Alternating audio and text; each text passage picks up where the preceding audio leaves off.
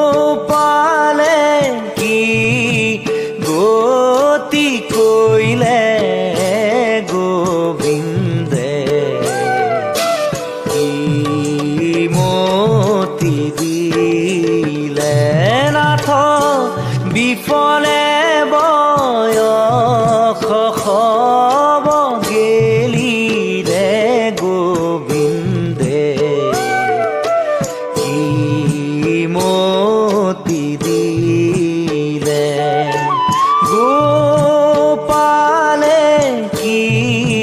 গতি কৰিলে গোবিন্দে কি মতি দিলে